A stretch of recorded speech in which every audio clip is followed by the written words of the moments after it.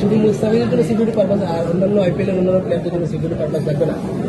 এটা বাংলাদেশ ক্রিকেটের জন্য অপমান করা হয়, মনে করি এটা ইনসাল্টিং আমাদের বাংলাদেশ ক্রিকেটের জন্য। এটা আবার প্রশ্ন থাকবে যে যদি সিকিউরিটি পারপাস হয়ে থাকে তাহলে বাংলাদেশ ক্রিকেট সামনে ওয়ার্ল্ড কাপ খেলতে যাচ্ছে। ওয়ার্ল্ড কাপ খেলতে গেলে আমাদের যদি মুস্তাফিজকে নিরাপত্তা না দিতে পারে, প্রায় 20টা প্লেয়ারকে কীভাবে নিরাপত্তা দেবে, এটা আমার কোয়েশ্চেন।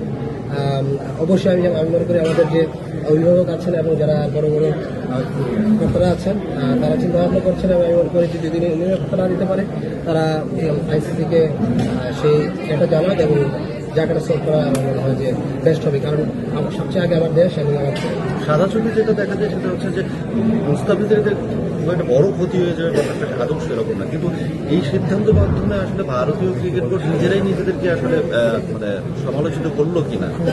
একটা প্লেয়ারকে আপনি নিরাপত্তা দিতে পারবেন না, সামনে ওয়ার্ল্ড কাপ আছে, সেখানে পুরো দলকে কেউ থাকে, মানে ভারতকেই আসলে বিতর্কিত। অবশ্যই এটা তো ভারতকে করেছে, কারণ মুস্তাফিজ তো বলে না যে আমাকে আইপিএলে ডাকো, তারাই নিজেরা ডেকে নিয়েছে, কারণ তাদের দরকার মুস্তাফিজ, কিন্তু তাদের দরকার, তাদের প্রয়োজনে তারা নিয়েছে, আবার বলতেছে তোমাকে দিতে পারবো না।